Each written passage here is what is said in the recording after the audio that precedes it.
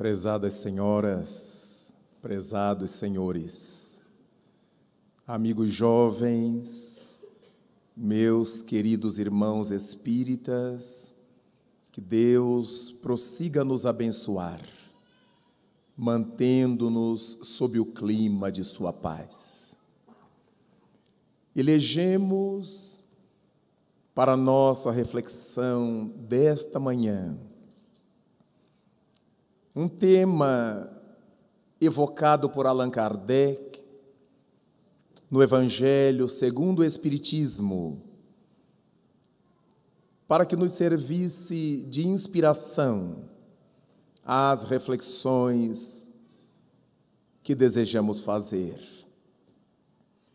Bem-aventurados os que são brandos e pacíficos. Certamente, nós já teremos ouvido incontável número de vezes essa referência, essa bem-aventurança. E por causa disso, nos fomos acostumando a ouvir, sem que ao mesmo tempo nos houvéssemos acostumado a aplicar isso às nossas pautas de vida. Gostaríamos de iniciar então essa nossa fala trabalhando a ideia que Jesus Cristo apresenta nas bem-aventuranças e que eu chamei a posse da terra. Exatamente porque, segundo Mateus 5:5, Jesus Cristo teria dito: bem-aventurados os que são brandos e pacíficos, porque possuirão a terra. Ficamos a pensar nessa alusão, bem-aventurados os brandos e pacíficos, porque herdarão a terra. Que significados o Cristo ocultou nessas falas? O que significa propriamente a brandura, o pacifismo, que lhes permitam conceder aos seus portadores o domínio da terra? É que a brandura é uma filha da benevolência. A criatura branda é aquela que logrou realizar em si o autogoverno, o autodomínio. A criatura branda é aquela que já alcançou a anarquia. No sentido grego da palavra, a anarquia não tem nada a ver com baderna, com bagunça, com desrespeito.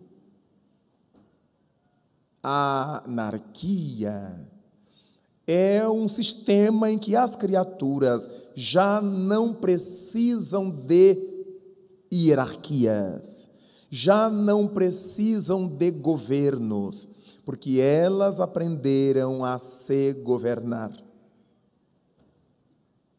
A criatura que tem alcançado a anarquia, filosoficamente considerada, é aquela que Piaget chamou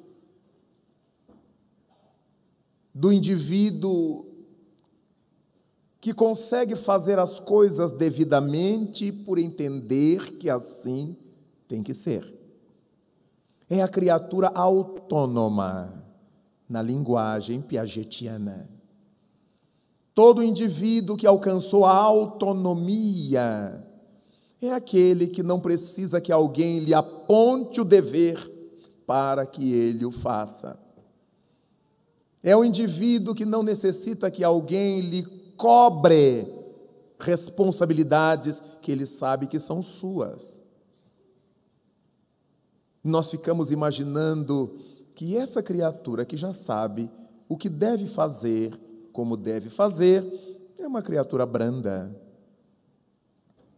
A brandura decorre desse saber o quê? Desse saber por quê. É muito comum entre nós, na sociedade em geral, sabermos que a nossa conta vence, por exemplo, no dia 10 de cada mês.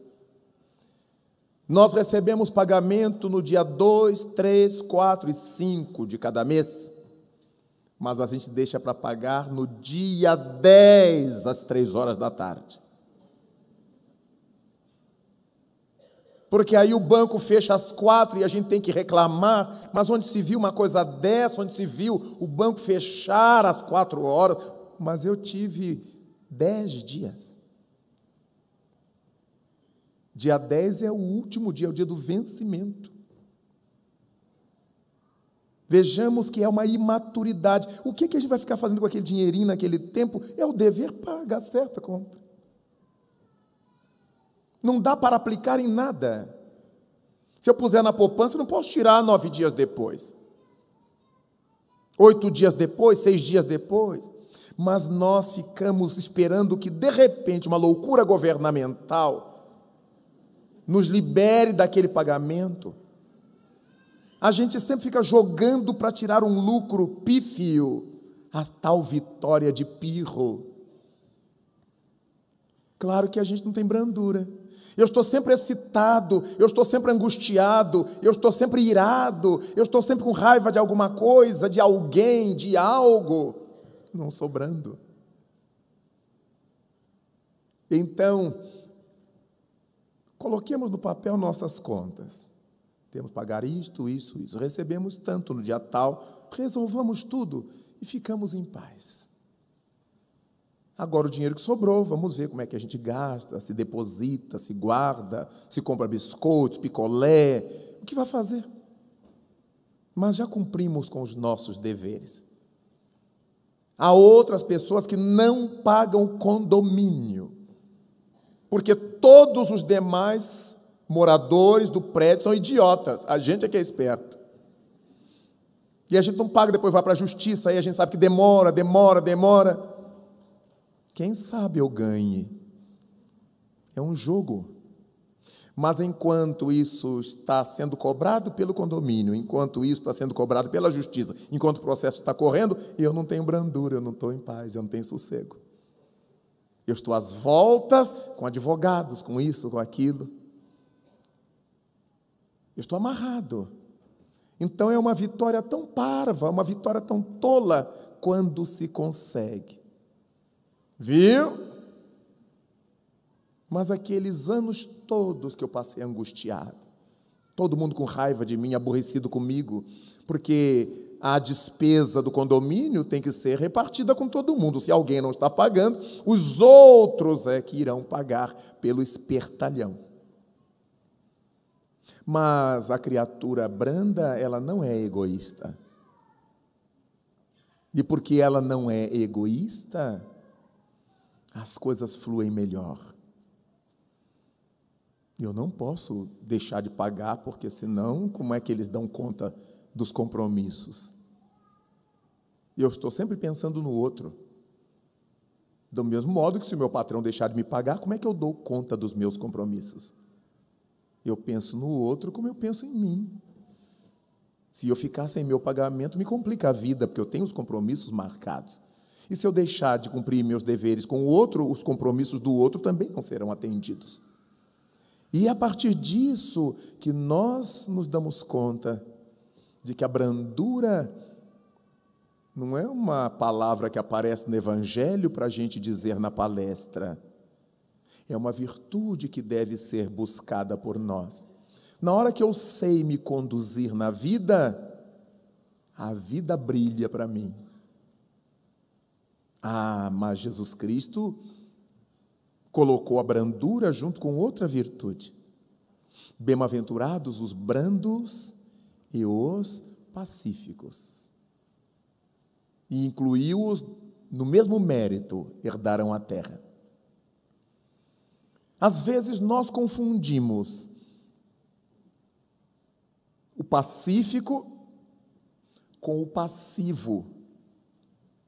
O mundo está cheio de passivos, mas não de pacíficos. Às vezes ouço aqui e ali,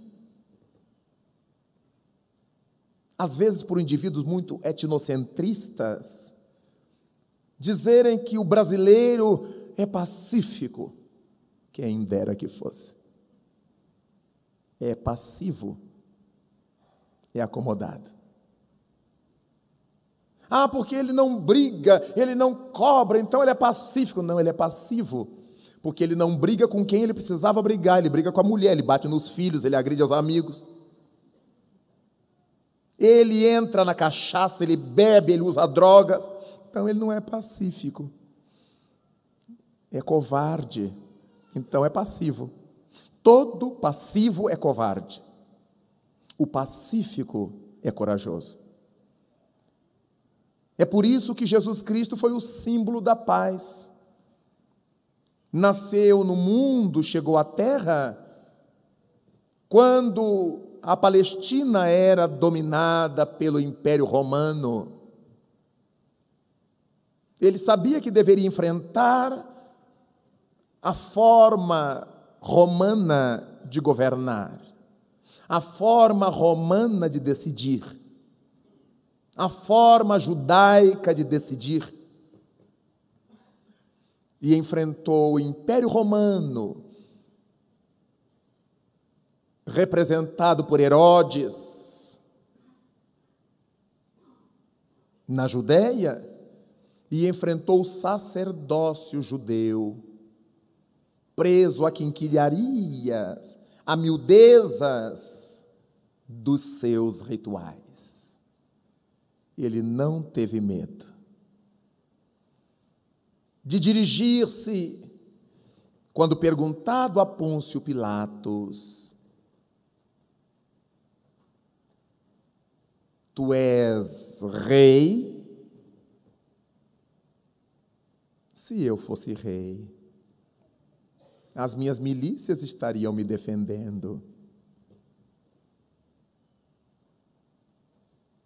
Aqueles que entendem a verdade compreendem o que eu falo. E petulante lhe perguntou Pilatos: e o que é a verdade? Como as pessoas nos perguntam hoje. O que é verdade? E Jesus Cristo, que podia ter feito o maior discurso sobre a verdade, porque ele era: eu sou o caminho, a verdade, a vida. Ele, diante de Pilatos, silenciou. Alguém que gosta da mentira não está interessado em saber o que é a verdade. Jesus partiu desse princípio. Pilatos gostava da mentira. A sua mulher lhe havia dito que ele não se envolvesse naquela situação, porque aquele homem era inocente. E no final de tudo, o símbolo terrível do pilatismo, que ainda persiste na terra: lavar as mãos. Não sei de nada. Está em moda. Curioso é como a criatura humana procura posições de destaque, cargos em que tenham bons salários, por causa dos salários. Mas quando surge qualquer dificuldade naquela área, não é com ele. É com quem, afinal? Ele não sabe de nada, quem é que saberá? Então nós verificamos como nós não somos pacíficos. Nós somos passivos. Primeiro olhamos para ver de que lado é que eu vou ter mais lucro. Aí eu me volto para aquele lado. Eu fico daquele lado. Não posso estar em paz. Eu estou à cata de meus interesses. Allan Kardec pergunta aos imortais, em O Livro dos Espíritos, qual é a demonstração da mais alta virtude de uma criatura? E o Espírito de Verdade responde: o desinteresse pessoal. Quando o indivíduo faz o bem pelo bem. Se esse bem vai me beneficiar a mim pessoalmente, ótimo. Mas se vai beneficiar aos outros e eu fico de fora, ótimo. Esse é o bem que eu tenho que fazer. Mas qualquer bem que eu faça, mesmo que materialmente ele não me alcance, espiritualmente eu já sou feliz por ter feito o bem. Nós, em grande número, ainda não pensamos assim. Eu quero fazer alguma coisa do que eu retire dividendos, mesmo que eu prejudique alguém. E a massa que nos cerca, com raras exceções, nos diz assim: bobagem, todo mundo é assim. O que é uma mentira. Todo mundo faz, fulano. Todo mundo usa, todo mundo é, para justificar.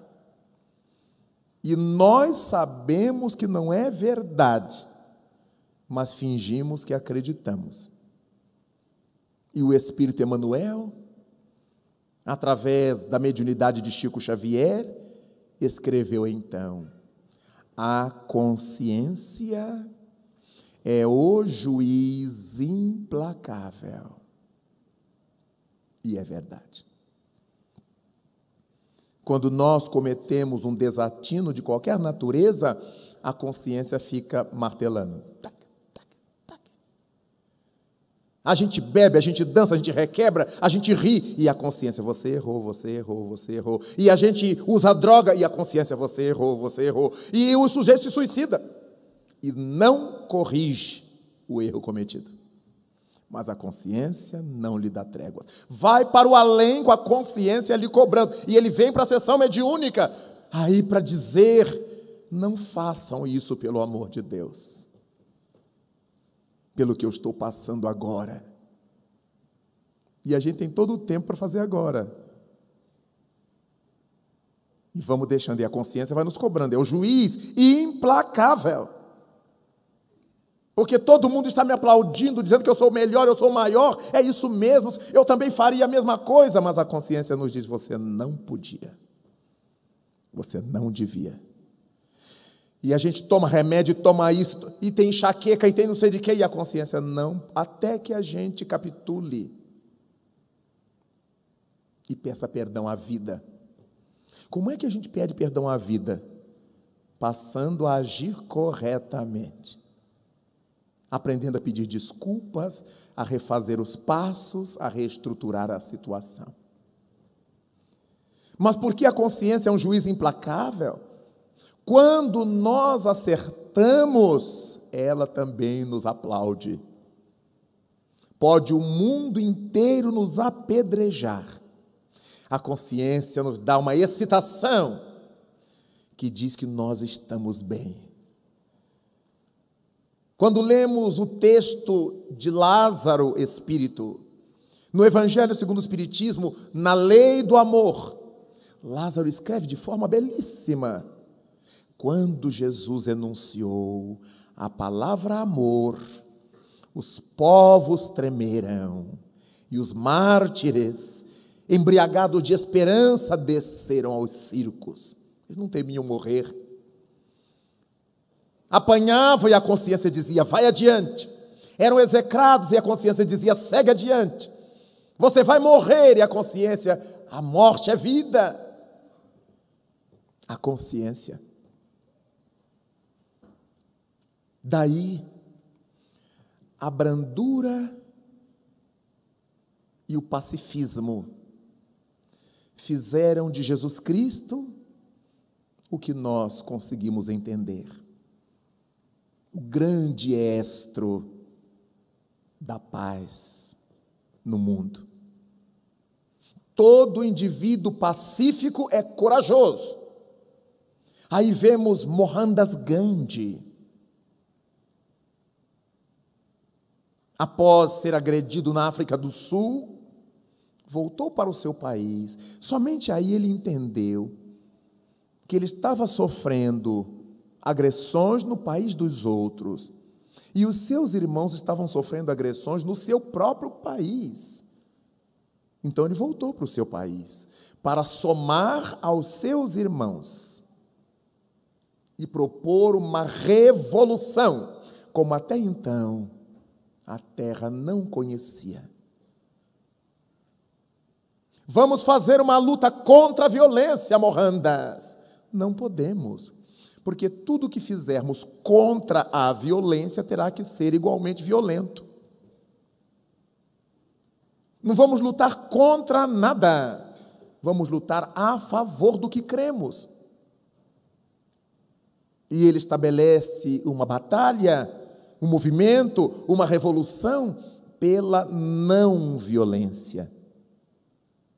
Não era nada contra a violência. Para eu ser contra a violência, eu sou igualmente violento. É um touro contra o outro, é um auroque contra outro, é um gladiador contra outro. É uma luta pela não violência. Nós poderemos apanhar nesse trabalho, mas não vamos bater em ninguém. Não vou fazer o que eu deprecio. Perderemos nosso sangue, mas não derramaremos uma gota de sangue de ninguém. E assim marchou Gandhi. Todo o movimento social de orientar a massa, de orientar o povo, de esclarecer o povo para não morder a isca do Império Britânico, ele fez, lúcido, cidadão, pacífico, brando, até dar a sua vida. A última cartada de Gandhi, encarnado, depois do seu mais terrível jejum, e o amigo que o hospedava em Nova Delhi, um delegado de polícia, ia acompanhá-lo com as duas sobrinhas até o local onde Gandhi deveria fazer o seu comício para a multidão que esperava-o depois daquele mês inteiro de recomposição após o jejum. E o Gandhi percebeu que o amigo colocou um revólver na cintura. Para que essa arma? Perguntou. Gandhi, você sabe como a Índia está apinhada de fanáticos? Eles poderão matar-te. Eu quero defender-te. E Mohandas olhou o amigo, compreendendo a sua posição, mas disse, eu não posso. Por acaso, tu imaginas que eu estivesse à frente de um movimento como este, sem coragem de dar minha vida? Acaso tu imaginaste que eu me pus à frente desse trabalho, querendo preservar-me? Teria sido melhor se eu me converter em plantador de hortaliças, a cantar uma mensagem na qual eu não acreditasse. Como é que eu poderei falar de paz ao povo que me espera, resguardado por uma arma de guerra? É o contrassenso. E o amigo não teve argumento. Deixou o revólver. Acompanha Gandhi com as sobrinhas. E a poucos metros de chegar ao palanque onde deveria pronunciar seu comício, seu discurso, uma voz rouca o chama no meio da massa, Mohandas! E ele se volta. Possivelmente alguém que o quisesse saudar. E o fanático descarrega a arma.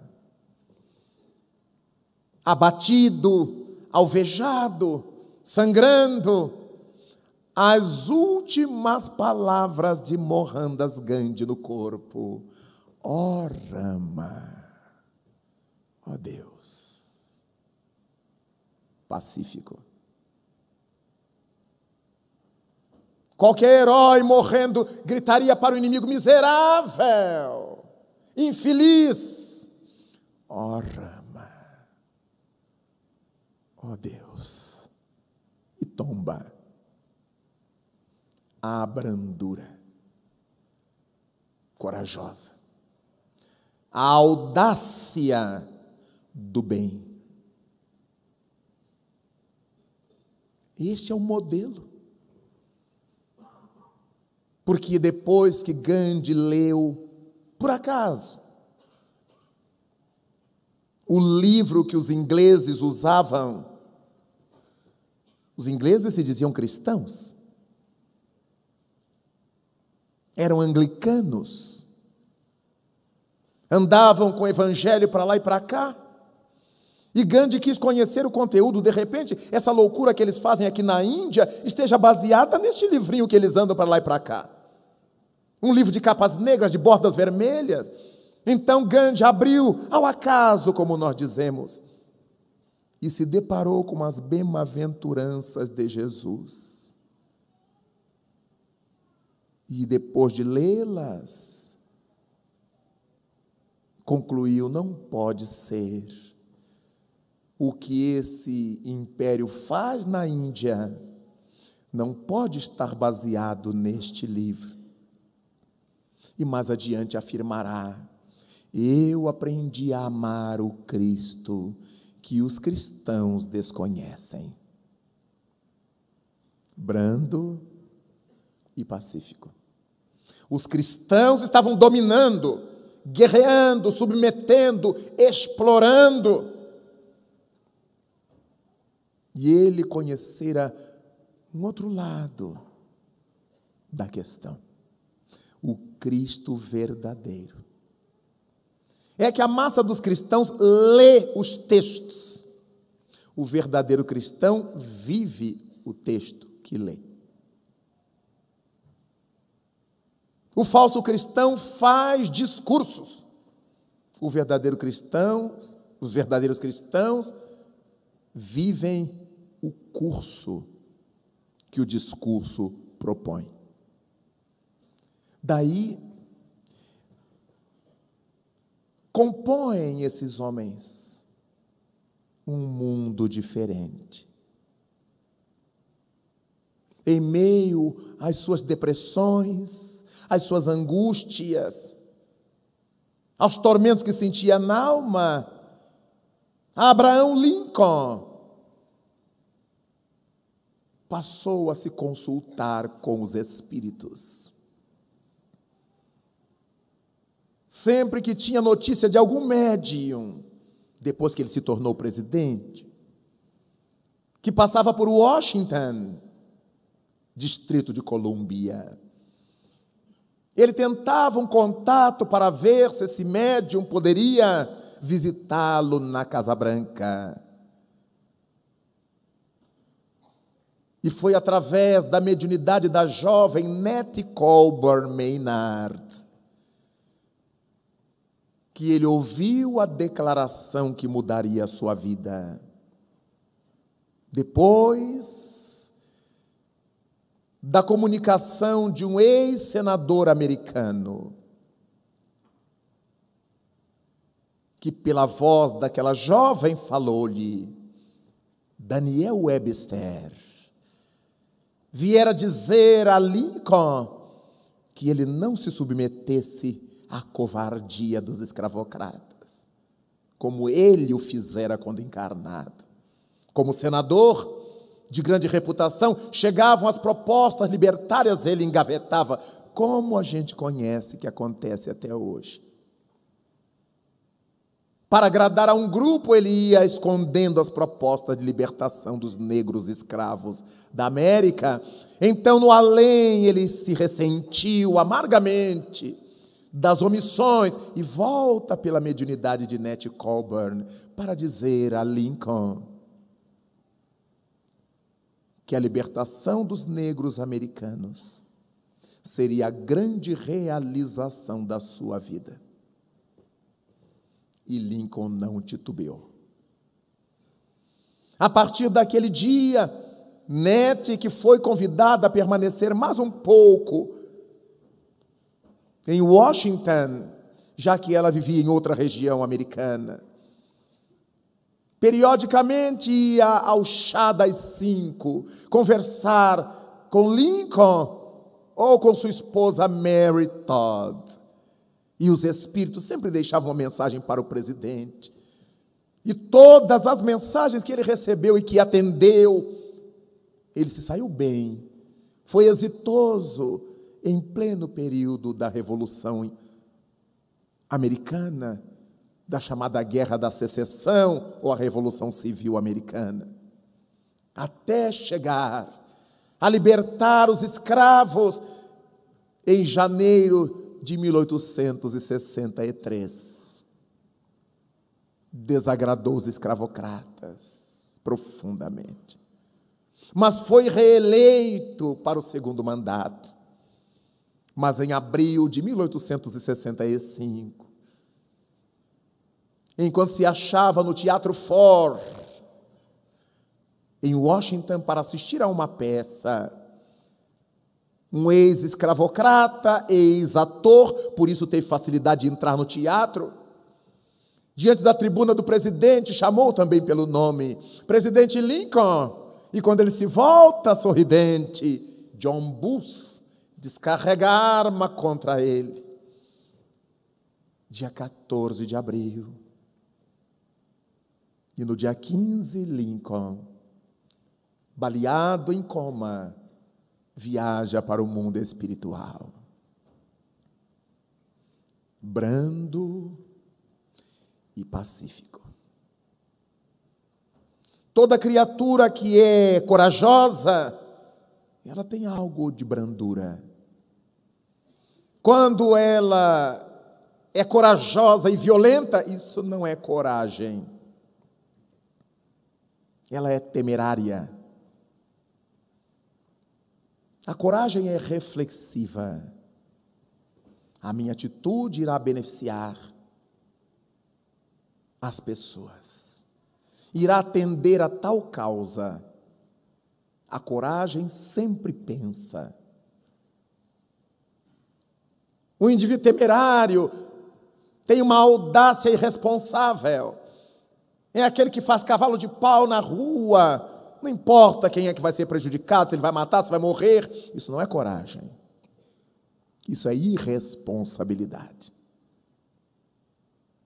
Daí, Jesus Cristo, sabendo que os brandos e pacíficos são corajosos, são audaciosos, afirmou que eles herdariam a terra. Porque a terra não poderia ficar nas mãos de covardes, de incapazes. E acompanhando esse pensamento de Jesus, Allan Kardec fará mais tarde a sua declaração de que para bem governar as comunidades sociais da terra, não seria importante que o indivíduo fosse aristocrata da força bruta, ou aristocrata do nascimento, que tivesse nome pomposo, ou aristocrata do intelecto, que fosse o intelectual, ou da aristocracia do dinheiro. Nada disso. Ele asseverava que era importante que houvesse uma aristocracia que juntasse o saber do intelecto e a vivência moral. E propôs uma aristocracia intelecto-moral, aquela da qual Gandhi fez parte. Era advogado, era um homem culto, mas que sabia entender e amar. Lincoln fez parte dessa aristocracia intelecto-moral, um advogado que fora várias vezes deputado, senador, até chegar à presidência dos Estados Unidos, que conhecia, que sabia, mas que amava. Agnes Goncha sai do seu país europeu e vai para servir a Jesus na Igreja Católica e se transforma em Madre Teresa de Calcutá.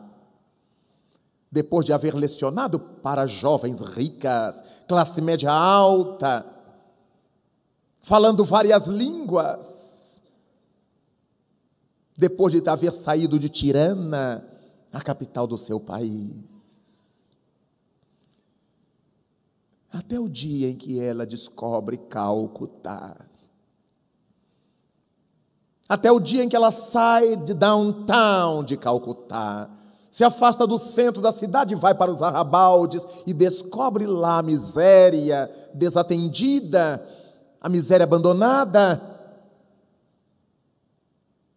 E ela pediu aos seus superiores, ao voltar à escola, que ela não queria mais lecionar. Ela queria ir para lá, atender aqueles pobres mais pobres de Calcutá. Eram tuberculosos, leprosos, velhos abandonados.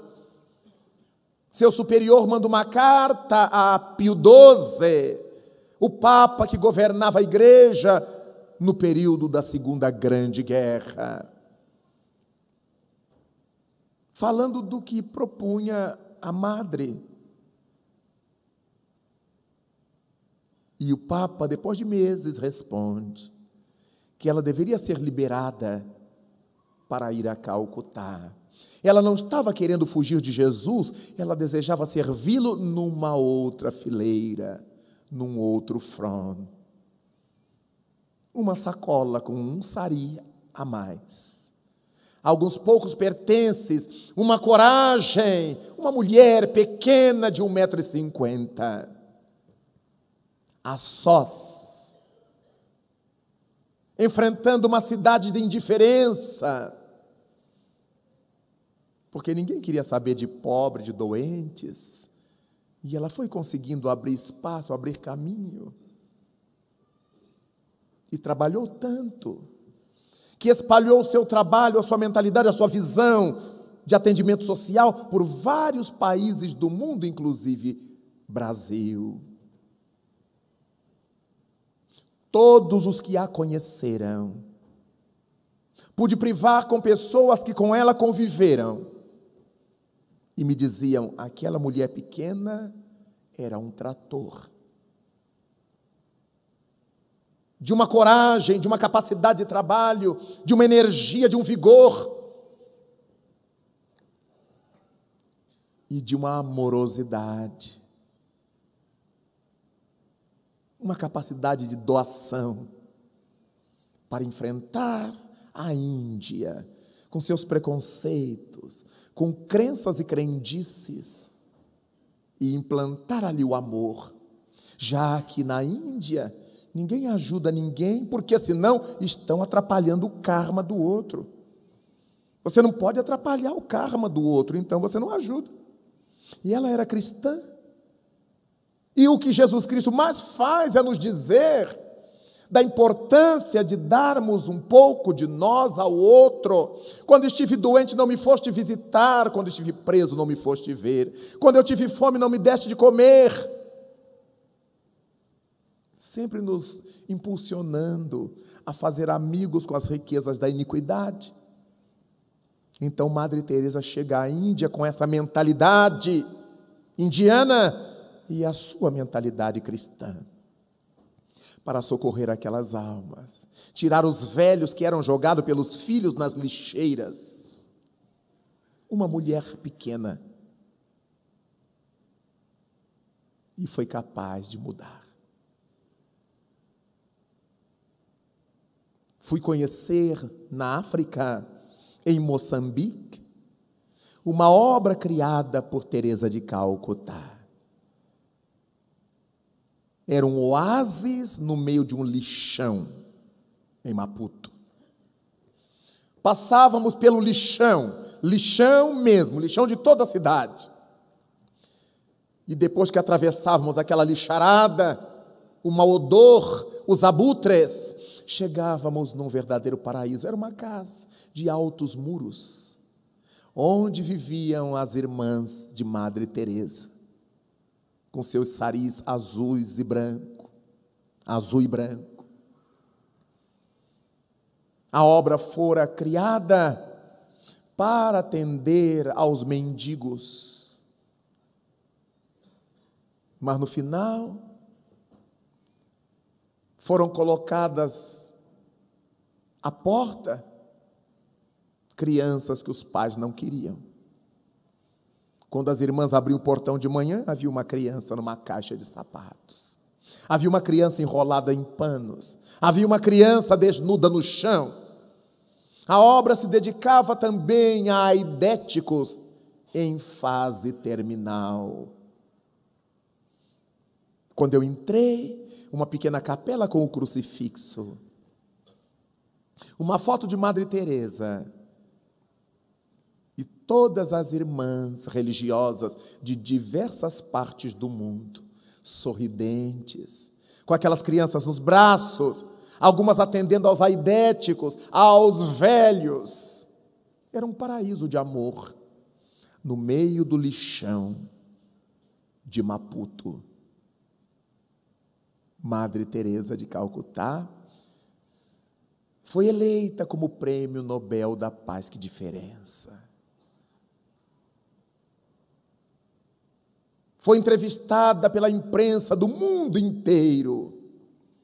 Em Oslo, onde se recebe o Prêmio Nobel da Paz, o único Nobel que é entregue em Oslo por razões políticas, os demais em Estocolmo. E depois foi a Roma encontrar-se com João Paulo II, a quem ela amava muito. Deu outras entrevistas, e ao cabo de uma delas, um jornalista inglês jovem atalhou-a e perguntou-lhe, sem rebuços: Madre, a senhora não acha que essa obra que a senhora faz com as suas irmãs não resolvem nada e não passam de uma gota d'água no oceano? São as pessoas abusadas, que nunca passaram fome, a quem nunca faltou dinheiro, nunca dormiu sem jantar. E ela olhou aquele jovem jornalista petulante, mas estava acostumada a lidar com as misérias humanas, e porque era branda, respondeu-lhe com tranquilidade: eu sei, meu filho. Minhas irmãs e eu sabemos que o trabalho que nós realizamos não passa de uma gota d'água no oceano. Mas temos uma outra certeza que eu lhe quero dizer, é que sem essa gota d'água, o oceano do amor seria menor. E foi embora. E deixou-o pensando: se cada qual de nós fizesse a gota d'água que Madre Teresa fez, se cada homem poderoso do mundo, dono do dinheiro, do mundo inteiro, fizesse um trabalho de gota d'água como o da Madre Teresa, como seria diferente o mundo. Vejamos que pacifismo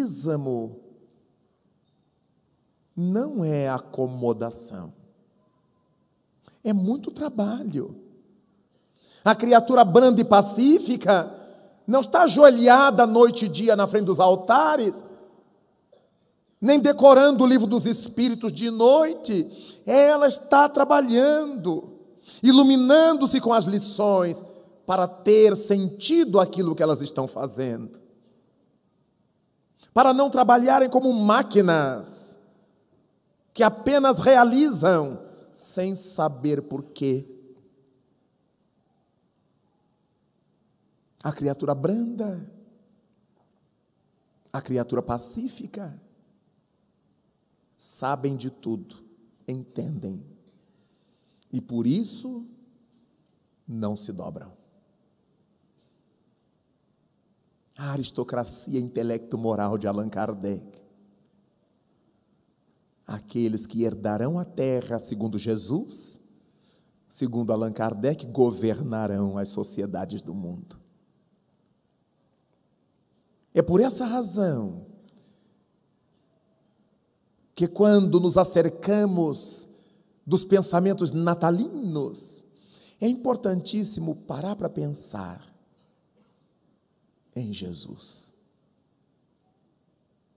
Mas não em Jesus Cristo crucificado, morto, sangrento, como é mais fácil para a maioria das pessoas. E choram, choram, e batem no peito, e minha culpa, minha máxima culpa, e ficam depressivos. Pensar nesse Jesus das estradas, dos caminhos, dos lares de pobre, dos lares de orfandade, dos hospitais. Esse Cristo que nos manda falar, esse Cristo que nos sugere calar, esse Cristo que nos enrijece a coragem, que nos ilumina a visão para entendermos as coisas. É esse o Cristo de que estamos carecendo nesses dias em que se multiplicam igrejas e aumenta na mesma proporção o uso de drogas, a prostituição do sexo, o número de abortamentos, a violência. Algo está errado. Se multiplicam igrejas, instituições religiosas, e as pessoas estão a braços com tanta desgraça pessoal, alguma coisa está errada. Como o erro não pode estar com Jesus Cristo, deve estar nas lideranças religiosas, desejosas de ganhar o reino dos céus aqui na terra, com bastante dinheiro e poder político. Não são brandas essas pessoas. Não são pacíficas essas pessoas, porque são covardes. Elas são passivas. Se submetem ao poder do capital. Se submetem ao poder do dinheiro. Se submetem ao poder do poder. Então, Mateus escreveu: bem-aventurados os que são brandos e pacíficos, porque herdarão a terra. Mas o evangelista Mateus ainda diz no item 9 do mesmo capítulo 5: bem-aventurados os pacíficos, porque serão chamados filhos de Deus. Depois de haver falado dos brandos e pacíficos, ele reforça o pacífico. Serão chamados filhos de Deus. Por que será que o evangelista faz essa alusão de que os pacíficos serão chamados filhos de Deus? Todo pacífico é alguém que fala de Deus nas suas ações, sem se importar se a criatura atendida por eles é religiosa ou não, crê em Deus ou não. Voltamos a nos lembrar de Madre Teresa de Calcutá, um daqueles velhos que ela arranca da lixeira, mordiscado por formigas, chorando de dor moral, porque fora tirado ali pelo próprio filho. Ela o leva para o casebre que conseguira. As irmãs dão-lhe banho, higienizam-no, para que ele morresse com dignidade. Põe-no sobre o leito de palhas, coberto com alvo lençol. E ela senta-lhe do lado, segura a sua mão. E o homem chora e estertora. Ao abrir os olhos e vê-la, simples como o amanhecer, ele pergunta para ela: qual é o seu nome? Eu sou sua irmã, responde Madre Teresa. Qual é a sua religião? Já que na Índia há várias.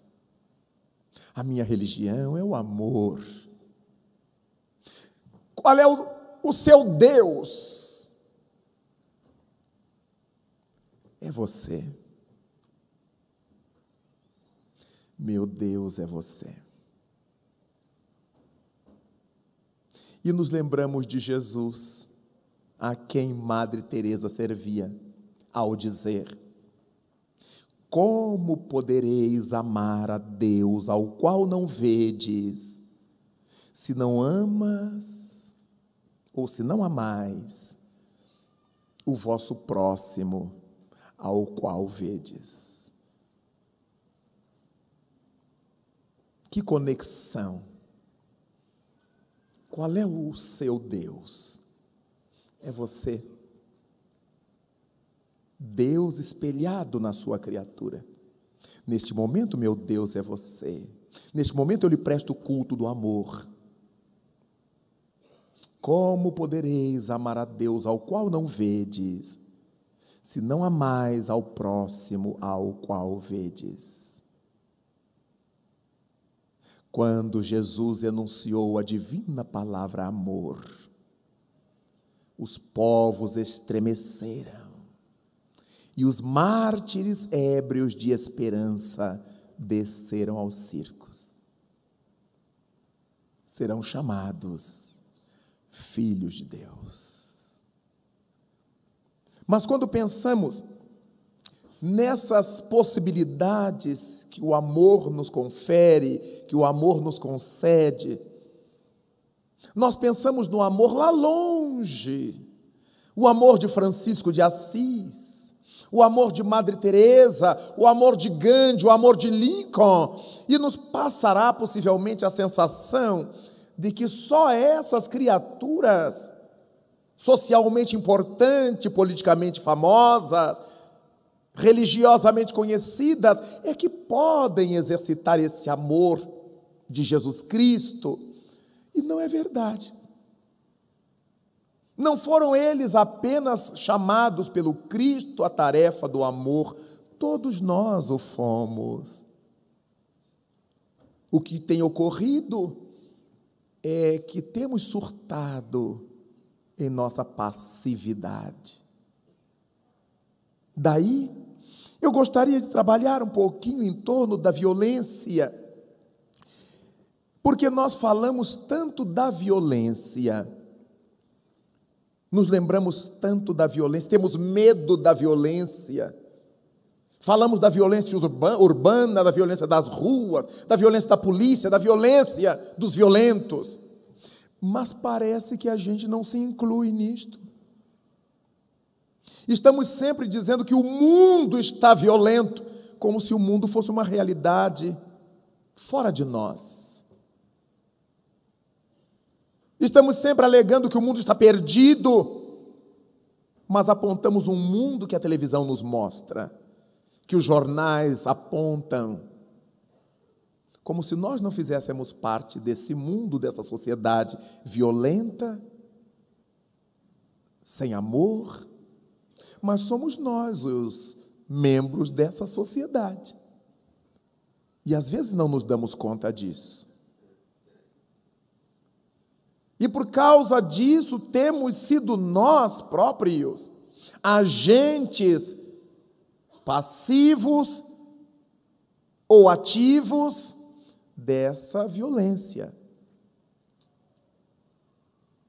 Falamos o tempo todo da guerra que explode aqui e acolá, alhures, dos combates, dos embates, dos assassinatos de mulheres, dos suicídios de jovens, dos assaltos à mão armada, dos sequestros. Para nós é isso a violência. Graças a Deus, meu Deus, eu não faço nada disto. Mas e dentro de casa, como é que a gente vive? E dentro da gente, como é que a gente vive? Muitos de nós nos violentamos o tempo inteiro, porque não temos coragem, a coragem do pacífico, a coragem do brando, a coragem do autônomo, de assumir as verdades que a gente já conhece. Quantas são as pessoas, inclusive médicas, que ouvem e que falam a respeito dos malefícios do tabagismo, mas nunca encontram coragem de largar o infeliz do pau de fogo. Acho. E justificam sempre.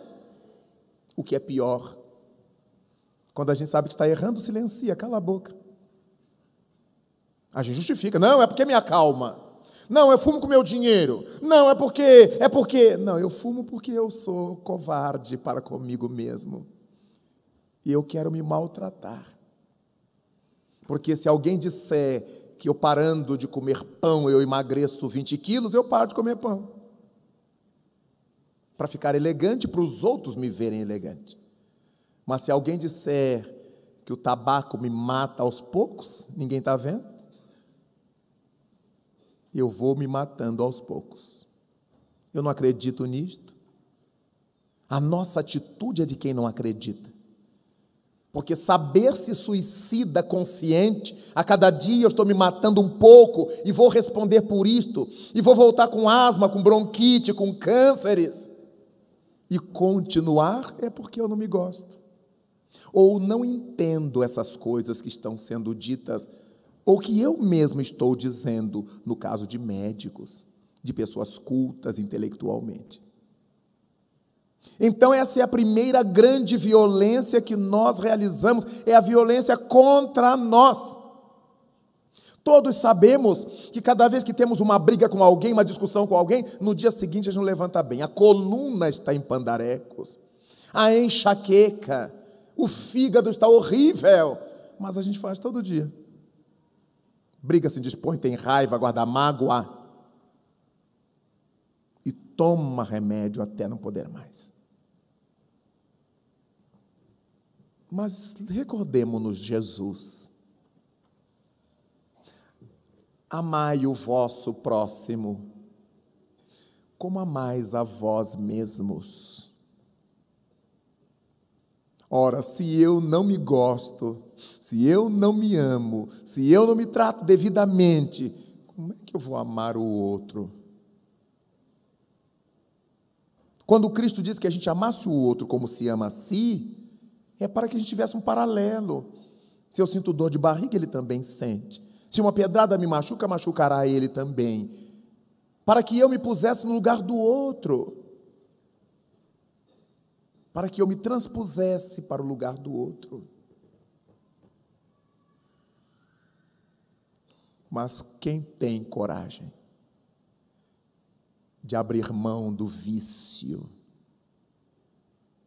que a sociedade aplaude em grande número e outra parte da sociedade já vê com restrições?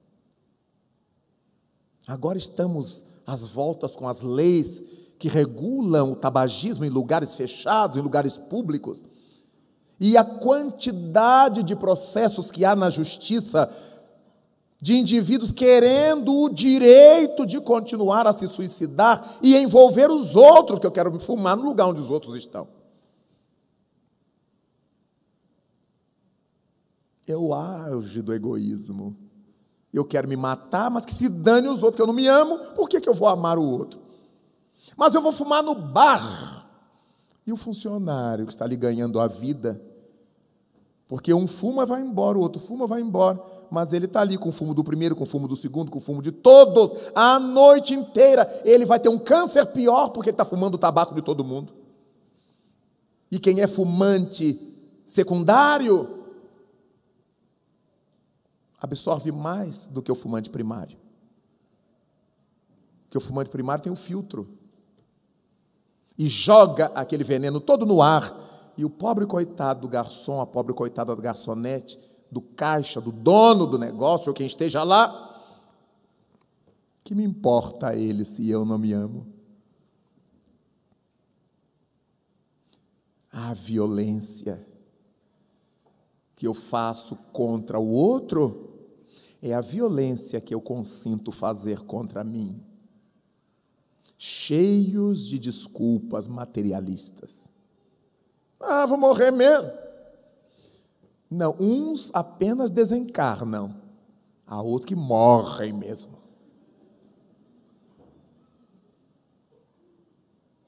Mas o problema não é morrer mesmo, é o voltar. É o voltar. E ter que viver na bolha de oxigênio, e ter que viver com bombinha para lá e para cá, e ter que viver, o tempo não pode esquentar, o tempo não pode esfriar, o tempo não pode ventar, o tempo... Para eu gozar de um prazer tão desgraçado, de queimar os dedos, amarelecer os dentes, os bigodes, os dedos, ficar fedendo, que a gente transpira tabaco. Que direito infeliz eu quero? Que coisa mais horrenda é essa? Que ser racional nós somos? Que ser racional nós somos? Que razão é essa? Me digam, por favor. Que eu sei que eu estou me destruindo e não me conformo, eu quero destruir o outro também. E quero que a justiça me dê o direito de destruir-me a mim e ao outro, e há juízes que dão. Aí é o samba do crioulo doido. Só Deus. Ou a aristocracia intelecto-moral. Criaturas que saibam e que amem. Somente os brandos e os pacíficos, porque têm coragem de tomar atitudes sem temer posições, cargos, a língua má de quem quer que seja. Os indivíduos covardes, passivos, não tomam providências, porque eles temem perder votos, perder prestígio, perder amizade, perder negócios e negociatas. Só os pacíficos, os chamados filhos de Deus, não estão temendo nada. Mas eu vou lhe matar, eu vou mandar lhe matar. Mas, afinal de contas, ninguém morre. Não temei, enunciou Jesus. Aqueles que podem matar o corpo, mas nada conseguem contra a alma. Nós não somos corpos, nós somos almas. E aquele que perder sua vida por amor de mim, ganha-la. E aquele que quiser preservá-la apesar de mim, perdê-la. É por isso que o Espírito de Verdade nos diz que todas as verdades estão no cristianismo. Não no cristianismo institucionalizado do mundo, mas no cristianismo ensino do Cristo. Tudo que a gente pensar, ele disse, direta ou indiretamente. Não temei. Mas esse destemor, somente os brandos e pacíficos o têm. Os passivos morrem de medo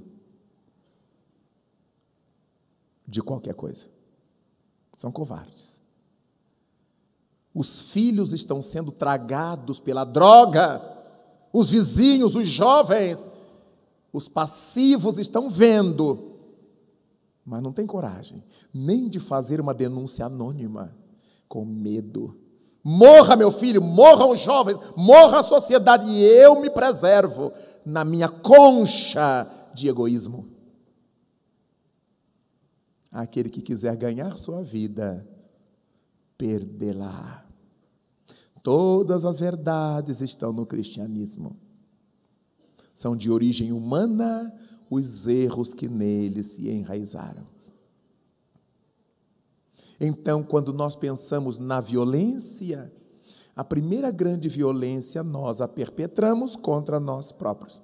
Quando conhecemos as coisas, quando sabemos das verdades e não nos tocamos, continuamos a fazer como o nosso instinto manda, nosso degrau evolutivo manda. Às vezes nós olhamos na Terra pessoas com caras bonitas, porque a evolução biológica do planeta já nos deu, por concessão genética, corpos melhor aprumados, rostos bonitos, louros, morenos, negros, olhos claros, olhos negros, não importa. Temos umas formas mais aprimoradas no planeta, mas os espíritos somos os mesmos, carregando nossas bagagens. Há corpos lindos ocultando espíritos terrivelmente atrasados. Há corpos harmônicos na forma, ocupados por almas violentas, cruéis, criminosas. Está tudo misturado aqui na Terra. Este é um tonel das Danaides da mitologia. Todos estamos mesclados nesse caldo de cultura do salve-se quem puder. Mas li algures uma frase de Jean Piaget que me chamou muita atenção. Ele falava a respeito dessa capacidade da criatura de desenvolver o senso crítico, o bom senso. E depois de haver citado o texto de Descartes, em que Descartes afirma que o bom senso é a coisa mais bem distribuída do mundo, porque todo mundo acha que tem, ninguém quer ter mais, receber mais, porque acha que tem o suficiente.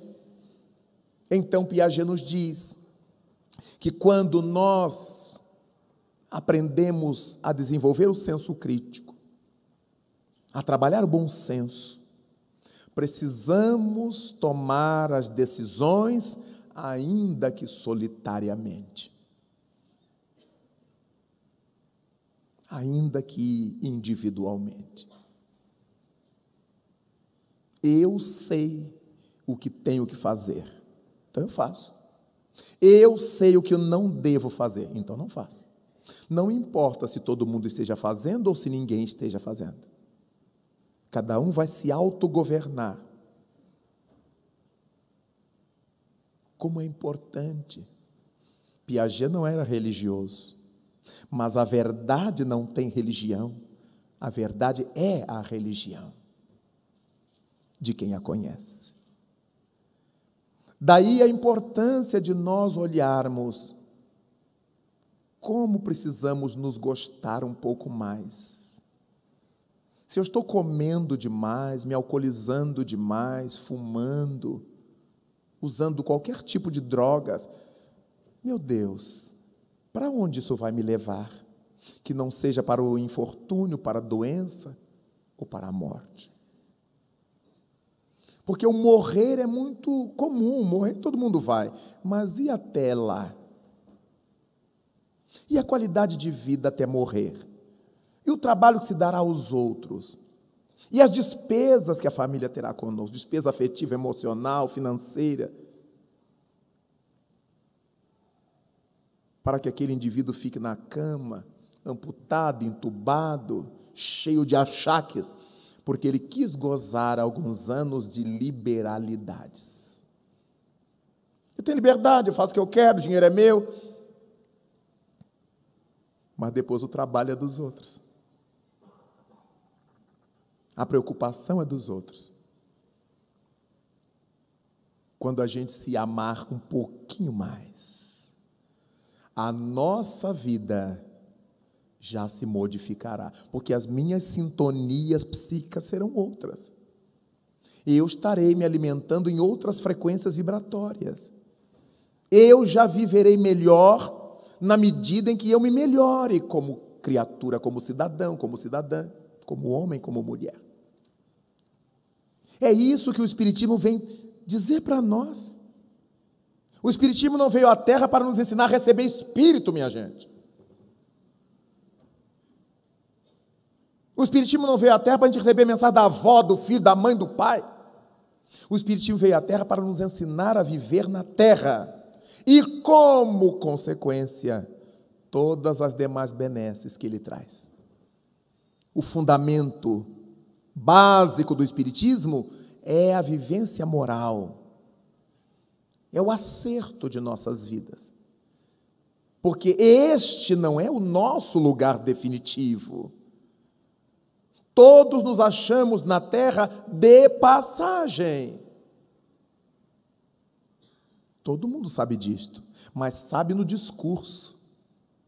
A prática vivencial é como se nós acreditássemos que este é o começo e o fim, porque eu quero ganhar tudo aqui.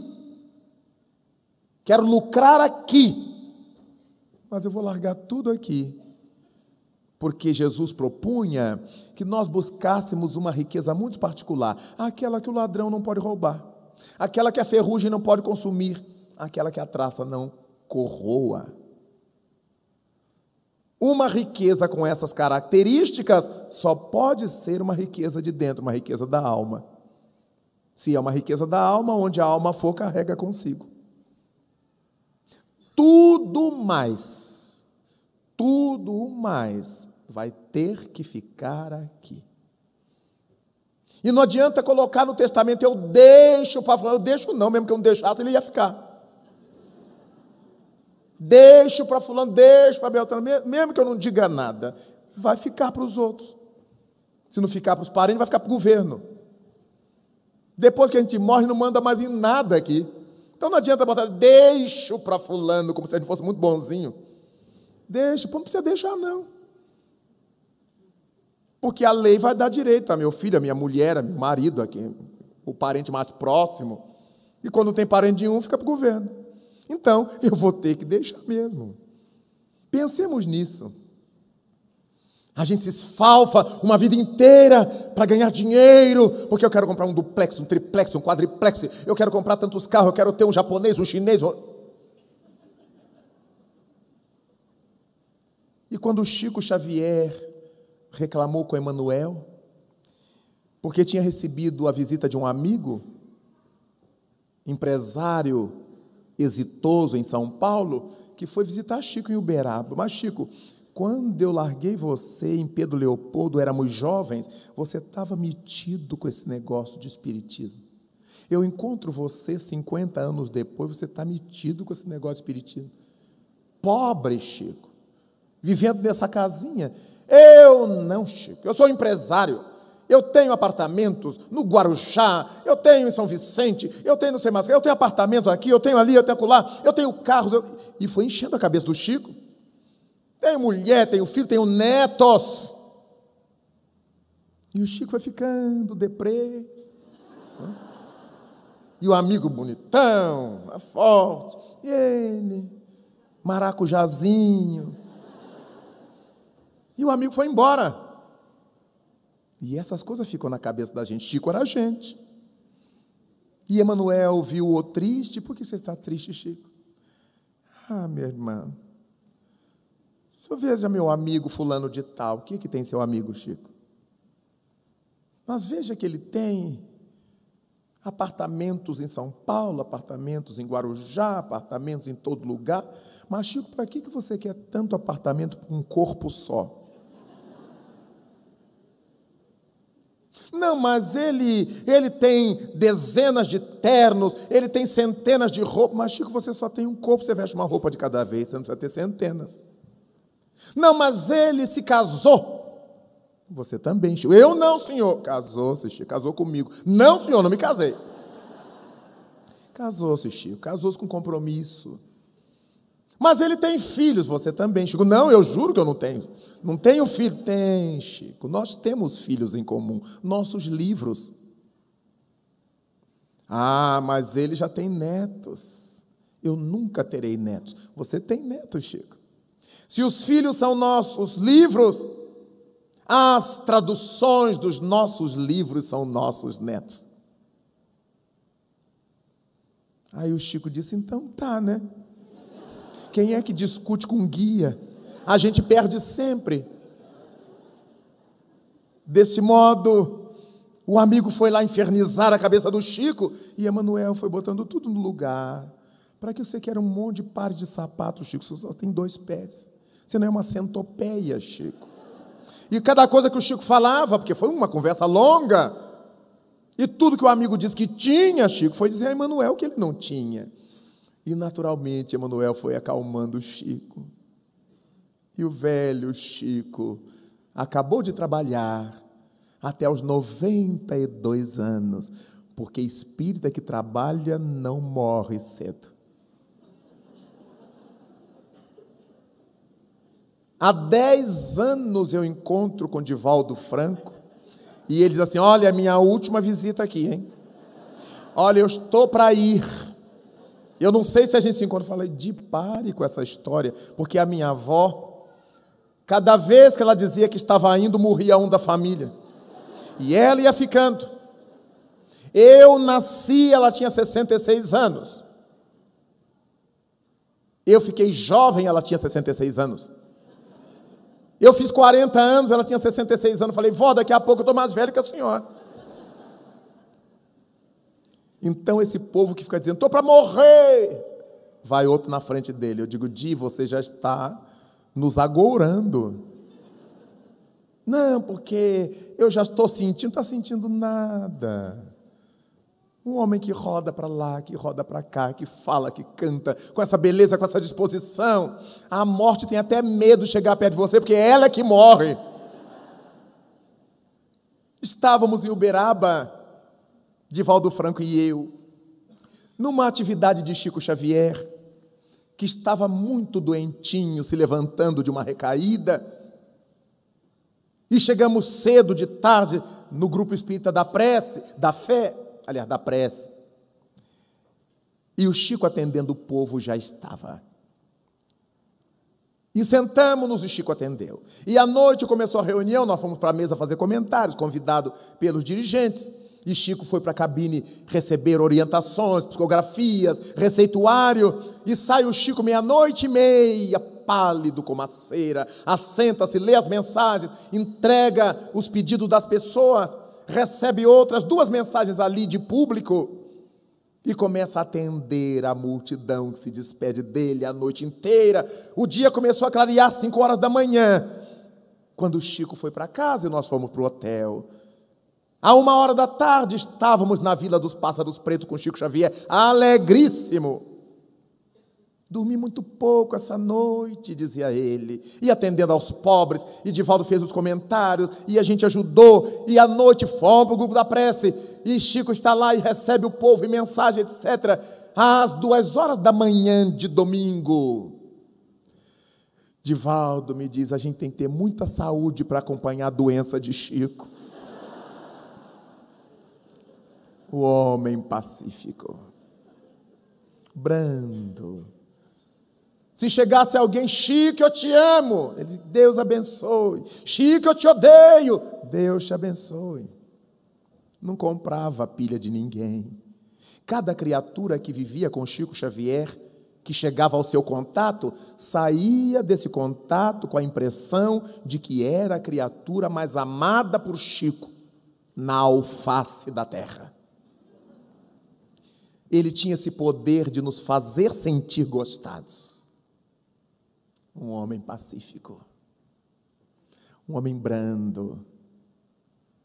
O que disseram dele, o que fizeram com ele, era um homem brando. 92 anos. Aí eu digo: você só tem 82? Se for acompanhar a linha do Chico, você ainda tem 10. Mas como você é filho de família longeva, vá até os 100. E ele sorri, porque é um homem de paz. Lidando com Divaldo Franco, há uma 40 de anos, só o vejo ter palavras boas para as pessoas, para os outros, referências boas, mesmo quando tem que comentar alguma coisa depreciativa, ele sempre tem uma palavra para levantar a criatura, para mostrar seu lado brilhante, para apresentar sua faceta boa. Um homem de paz. Com toda a angina, já está nos 82 anos. Então, quando os espíritas trabalham no bem, eles não desencarnam fácil. Nosso Senhor os preserva porque é difícil encontrar outro. Conheci aqui no Paraná os líderes espíritas, todos desencarnaram, à exceção de pouquíssimos que eu não conheci, em longeva idade. Estamos aí com a honra, com a glória de ter entre nós, no corpo, nossos Joãozinho de Matos Lima, quase centenário, uma lucidez incomum, trabalhando no bem, preservando-se. André Luiz Espírito escreveu por meio de Chico Xavier que esses espíritos são chamados, quando chegam no além, completistas, porque eles fizeram mais do que vieram para fazer. Chico Xavier só foi com 92. Ivone Pereira aos 86. E vamos que vamos, sem violência contra nós. E é dessa forma que nós vamos trabalhando com Jesus, pela brandura, pelo pacifismo em nossas vidas.